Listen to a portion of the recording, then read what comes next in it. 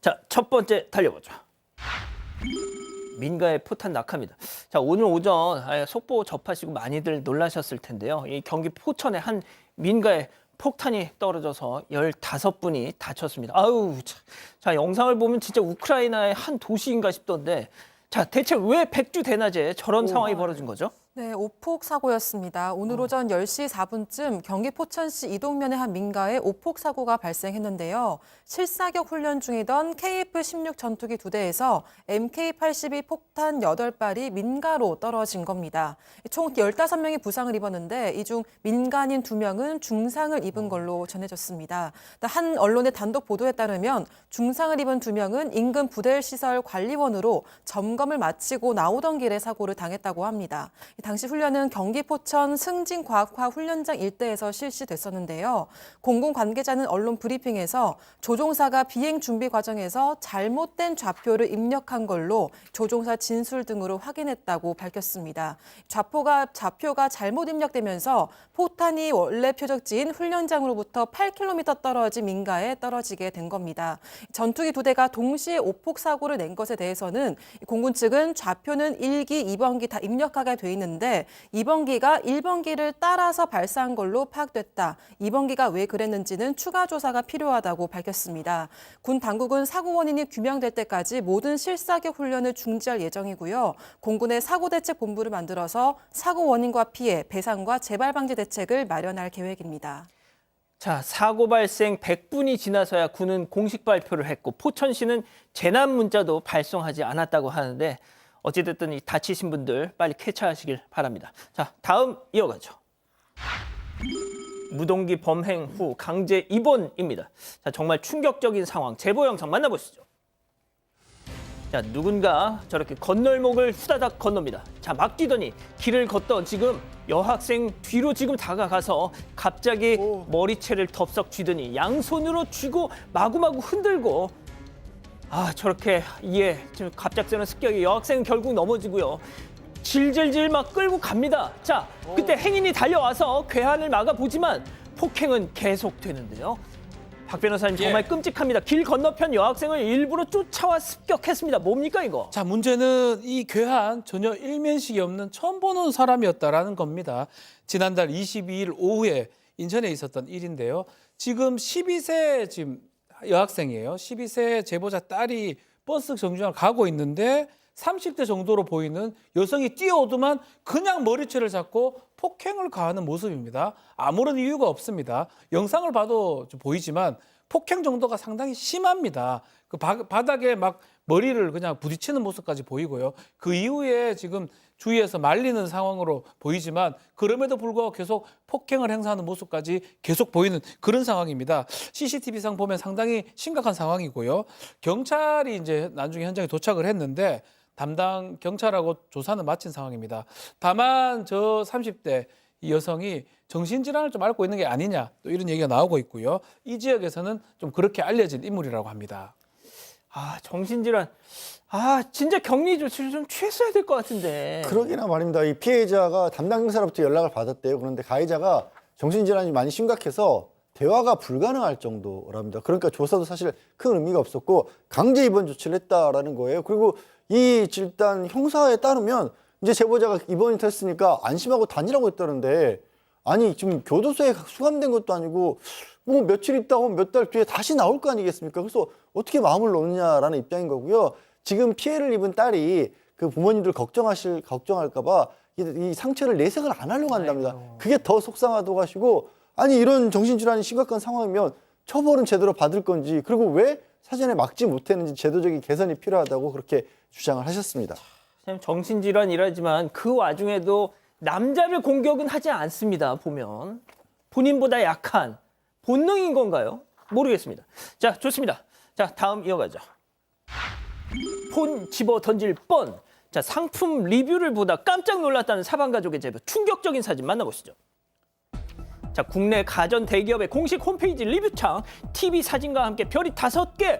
와우, 이거 너무 좋은 건가 보다 하고 보는데 가만 보니 유리창에 웬 남자 실오라기 하나 걸치지 않은 40대 50대 중년 남성의 몸이 그대로. 저는 원본 사진 봤는데요. 우연히 실수로 전혀 완전 의도한 노출증 환자 사진.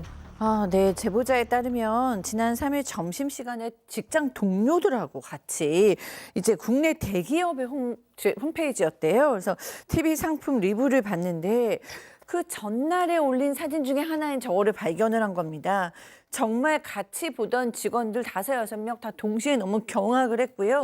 한 동료는 바로 신고를 했고 제보자께서는 이제 사건반장에 제보를 한 건데 게시일로부터 4일 동안 계속 게시가 되어 있었대요. 없어지지 않고 있다가 어젯밤에야 없어졌다고 합니다. 저 TV 사고 싶던 동료도 구매를 포기했다. 너무 의도적인 것 같다라고 전하셨습니다. 아, 이건 뭐 실수 아닙니다, 절대. 저 구도를 보면요. 좋습니다. 자, 다음 이어가죠. 졸음이 싹. 자, 제목 그대로 졸음 싹 만나보시죠. 아, 이거 뒤에 주유건을 꽂은 채 도로 한가운데 있는 저 차량. 뚝 끊긴 호스를 꼬리처럼 쭉 달고 도로를 쌩쌩. 이거 글로벌 픽에서만 보던 장면인데 이게 가능합니까, 이거? 그러게나 말입니다. 저게 뜯겨져 나갔을 텐데 그걸 몰랐다. 어쨌든 이거 한 SNS에 공유가 됐는데 이걸 목격한 목격자분이 지난 4일이었다고 합니다. 오후 6시 정도 인천 남동구에 있는 한 도로를 지나다가 저 장면을 목격을 했고 저걸 뭐 주유건 차량이라고 불러야 되나? 아무튼 40대에서 50대 정도로 보이는 여성분이 운전을 하고 있었고 이 뭔가 조치를 취하려고 그러는데 다른 차량이 그 앞을 가로막고 이제 그 사실을 알려주고 또 그 앞 차량 쪽에서 이제 경찰에 신고를 하는 걸 보고 지금 그 자리를 떠났다고 합니다. 그래서 도대체 어떻게 된 일인지는 모른다고 하십니다. 자, 이번에는 제보 영상 만나보시죠. 자, 고속도로를 쌩 달리는 불박차. 저 앞 차량을 향해 경적을 빠방. 빠방 빵빵빵. 자, 그러자 운전석에서 따봉이 뿅. 도대체 왜? 아하, 자, 사진 볼까요? 따봉차에 우리 퇴사했어요. 빵빵 축하해 주세요. 라는 메시지가 있던 것. 박 변호사님, 얼마나 회사 생활이 지옥 같았으면. 저게 너무 행복했는지 퇴사를 축하해달라 빵빵 이렇게 써놨는데 이 전라도 전북에 갔다가 서울로 올라오는 고속도로에서 저것을 보게 된 겁니다.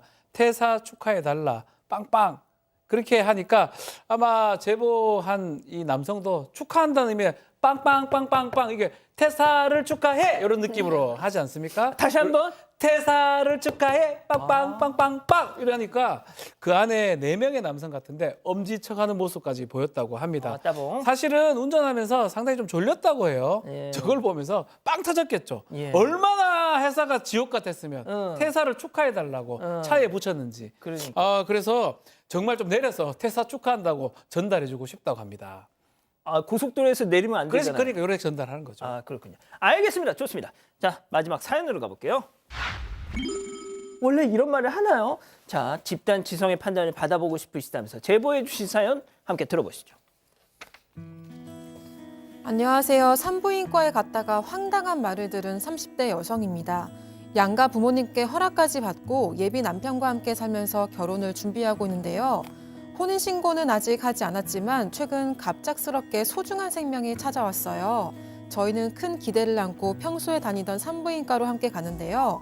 접수 담당 직원에게 임신 테스트기가 양성으로 나와서 확인하려고 왔다고 했습니다. 그런데 그 옆에 앉아있던 직원이 대뜸 근데 유지하실 거예요? 이렇게 묻더라고요. 다른 환자들한테 다 들릴 정도로요. 그 순간에는 제대로 못 알아들어서 대기석으로 돌아왔는데 생각할수록 기분이 점점 나빠졌습니다. 그래서 같이 기다리던 남편에게도 말했어요.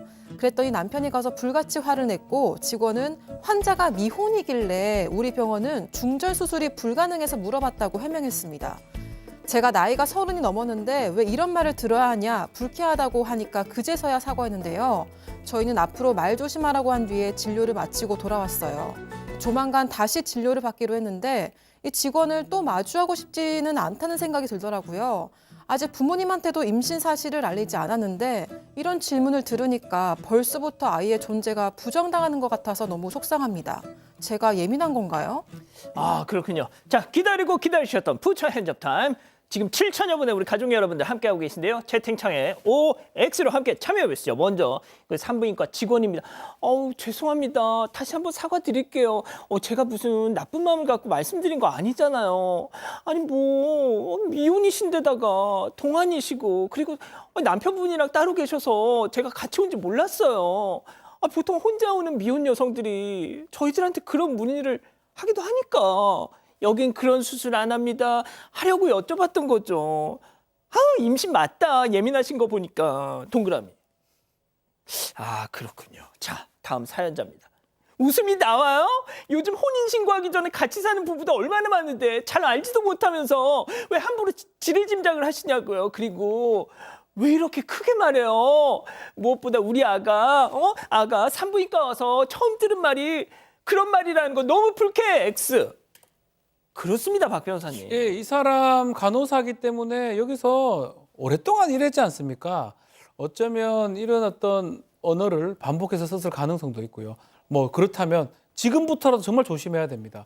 또 산모는 또 예민합니다. 축하를 받고 싶고 있지. 또 만약에 그런 어떤 중절이나 이런 것들을 한다면 그 산모 환자분이 요청하는 거지 간호사나 직원이 얘기할 부분은 아니거든요. 그런 측면에 봤을 때는 상당히 부적절해 보이고 이 산모 입장에서 이 예민한 거 절대 아닙니다. 당연히 이런 생각 또 이런 얘기 하실 수 있다고 봅니다. 그러니까요, 교수님.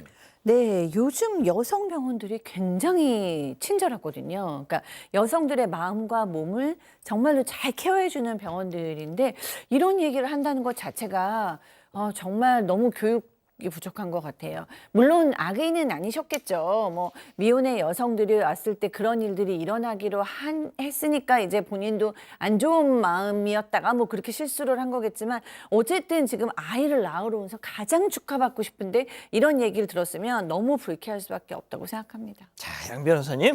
뭐 전문직이라든가 어떤 자기 직업에 종사하는 분들이 가끔 그 직군에서는 뭐 흔한 일 내지는 그렇게 큰 일이 아니라고 생각하고 함부로 말을 내뱉는 경우가 있어요. 근데 거꾸로 예를 들어서 누가 저한테 상담을 하는데 이거 별거 아니에요. 한 1년만 들어갔다 나오세요. 이러면 듣는 사람이 어떻게 되겠어요? 똑같은 얘기인 거거든요. 못 알아먹는 어려운 말을 쓰는 것도 마찬가지고 그 말이 일반인에게 그 상대방에게 어떻게 크게 다가올지를 좀 고려를 해 주셨으면 좋겠어요. 더더군다나 저건 새로운 생명에 관한 일이지 않습니까?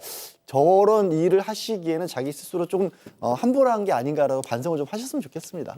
자, 백대 아나운서. 네, 저도 어떻게 그런 질문을 할 수 있는지 약간 좀 소름이 돋았고요. 어떻게 미혼에서 중절을 연상할 수 있는지 정말 좀 이해가 가지 않았습니다. 그냥 다른 병원에서 마음 편하게 진료 받으시면 좋겠어요. 이거 댓글부터 보겠습니다. 이주영님, 직원 저렇게 물어볼 수 있나요? 라고 하셨고요. 니나노님, 무슨 산부인과에서 낙태 유무를 먼저 물어보나요? 라고 하셨습니다. 마리아맘님도 다른 병원 가세요? 라고 하셨습니다. 좋습니다.